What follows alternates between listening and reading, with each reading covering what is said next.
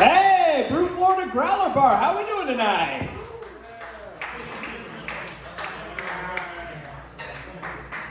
Guys, what was that? How are we doing tonight? Still kind of depressed. Okay, not a night crowd. Okay, we got one bat hissing is what that comes across as. Okay. All right, so a few ground rules for our comedy show tonight. Please silence your cell phones if you haven't already. Keep your table talk to a minimum, which is don't talk. What are you doing? You're at a show. Come on, you should know better. Be adults. And just have a good time. Loosen up. We're going to say some things that we don't always mean, and some things that we do mean, and that are funny anyways. So it's going to be a wonderful time. Any pickup drivers in the crowd? Any pickup drivers? Anyone driving? Hey, we got one. That's great. Hey, give it up for him. Yeah, I've developed a serious prejudice against pickup truck drivers. Sorry.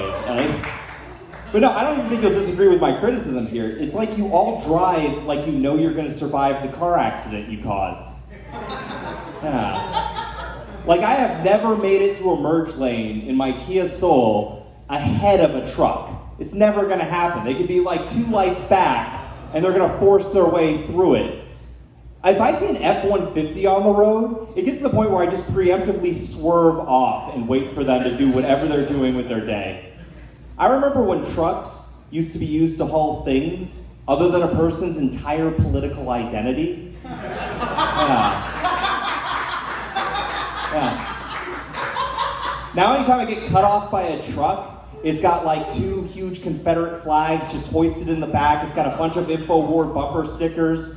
It gets bad. Sometimes I have to change my political beliefs because one of these guys will cut me off. Like, just last week, I had to stop supporting the Second Amendment. It was heartbreaking. I had to give all my guns to Goodwill.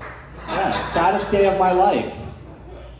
Yeah, but I shouldn't give truck drivers too much grief, right? Because truck drivers are good people.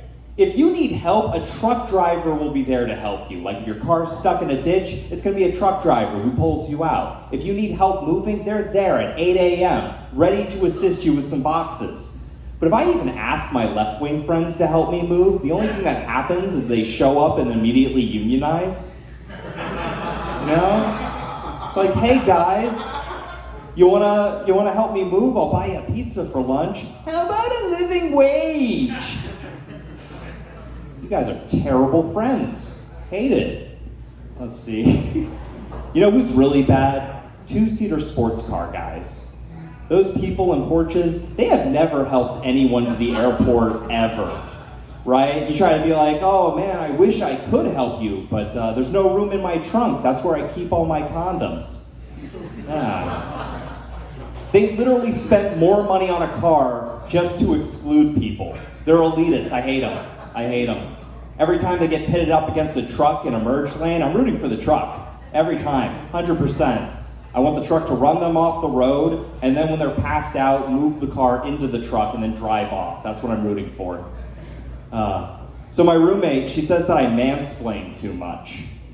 Yeah, and I think it's kind of unfair that women will criticize men for over-explaining things, but men don't have like a special term for when women do the reverse, which is not explain obvious concepts and then get mad at me when I don't understand the very obvious concept. I'll give you an example. Apparently, you can start a fire if you don't change the lint trap in the dryer.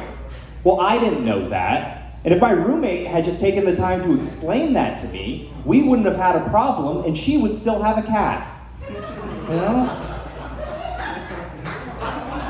No surprise here. She says I'm not very empathetic. If you don't know what empathy is, it's kind of like being psychic with feelings. But no, get this. Her idea of being a good person involves that when she feels bad, I'm also supposed to feel bad. Like, that sounds like an incredibly selfish thing to ask everyone else, right? Like, if you're feeling bad, we shouldn't be trying to get me down here with you, where we both feel terrible. We should be trying to get you up here with me at neutral, where we both don't care about your dead cat. That's just, like, mathematically, that just works out better. If we're thinking, Women, am I right? Okay, that didn't, no. So, anyone got coworkers? Everyone hate their coworkers? Everyone likes their coworkers? You guys are a weird crowd.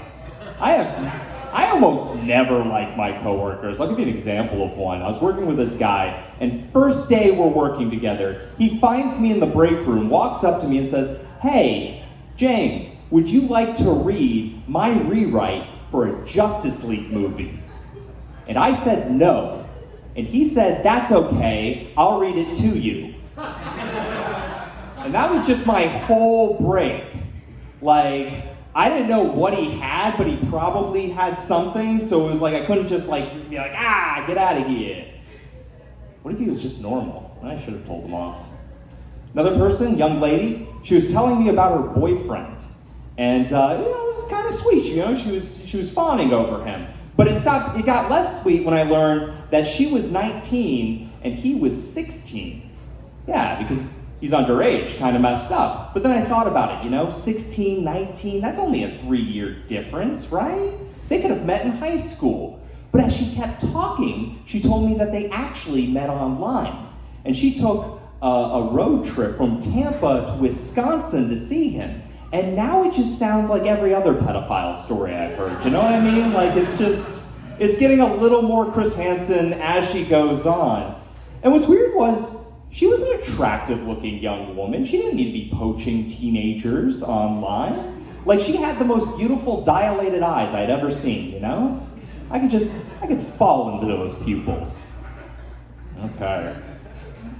So when I fell for her, that's where I lost you on that one? Okay. It was just like, no, we were against her. Why'd you get weird about it?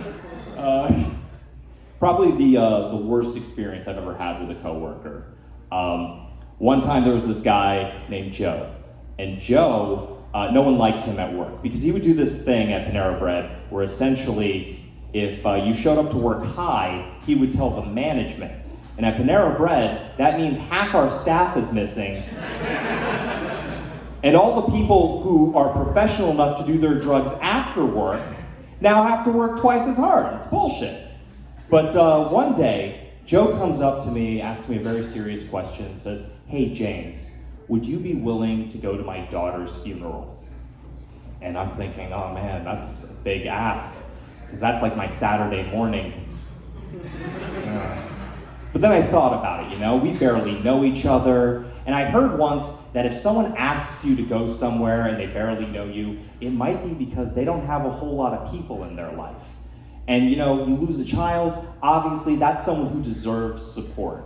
So I was happy to show up to the funeral that Saturday morning. And sure enough, it was just his parents, his wife, and one other coworker, technically an ex-coworker. But a very small service, and I was happy to be there to support him.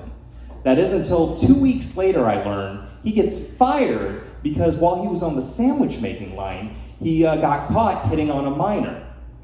Yeah, and then he started messaging all the coworkers on Facebook. And the message I got was, "Dude, don't believe those lies. I wouldn't even want to hit on a fat chick like that." Not, "I wouldn't cheat on my wife." Not, "I wouldn't hit on a minor.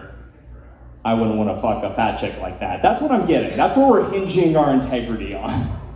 So I tell my sister and brother-in-law about this, see if they can give me any advice. And my brother-in-law is very clear-cut and simple. "Dude, that guy's an asshole. Block him on Facebook, tell him to fuck off, and then never see him again. It's gonna be great." But my sister has a BA in psychology. And she tells me, "Oh no, James, you went to his daughter's funeral. Yeah, you're one of his few, if only, friends. He just lost his job. He just lost his daughter. If you were to just stop being his friend now, he could hurt himself. And it would be all your fault." Shit, right? Like, that is... I wasn't even thinking about that, but my sister really made a case. Incidentally, she has a master's in psychology now. Would never say anything like that to me. But back then, when I cared about people, oh, that was devastating to hear. So I think about it, and I'm like, okay, I'm going to think of a strategic way to get him out of my life without him knowing about it. So I think, okay, if I unfriend him, block him on Facebook, it'll look like I deleted my Facebook, and he'll be none the wiser. People delete their Facebooks all the time, right? But sure enough, Facebook has a different approach. You see, when you hit the unfriend button, all the buttons change their orientation. So if you do it too fast, what'll happen is you'll hit unfriend, go to hit block, but then hit friend again. Freak out, hit unfriend, then hit block, throw your phone across the room, and scream yourself to sleep. That night, I get a message request. It's from his wife. And I look into the message, and it reads as follows. Hey, James, you may not remember me, but you went to my daughter's funeral. Anyways, a funny thing happened the other day. Joe got a friend request from you, and he thought, well, that's silly. Me and James are already such good friends. So when he tried to message you about it, apparently you had blocked him. And we were just trying to figure out if he had said something wrong, if something went bad, if maybe this was a mistake. And sure enough, I didn't know how to respond to that shit. Honestly, it's just like, I don't know how to be a good person. I'm just not going to talk to her, and I just ghosted her. And that was the best thing I could do. Years later, I get a random friend request, and I'm a comedian, so I think, well, I'm a genuinely charismatic individual. Obviously, people want to be my friends. And I accept the request, and it turns out to be Joe. And Joe messages me, and he says, hey, James, I know we had a falling out a few years back, but the thing is, my wife just died. And I could really use a buddy right now. It's been a while, you know, people change. People all deserve compassion, right? So I think, okay, yeah, sure, man. I'm here for you. Anything you want to talk about, I'm here to talk you through it. And he's like, oh, thank God. Because I've had absolutely no one to talk to about this ever since the police started blaming me. Okay. Are you guys ready for your next comic? I swear to God, he's not going to take a weird, depressing turn. Give it up for the world's tallest man, Chris Kuhn. Hey, what's up?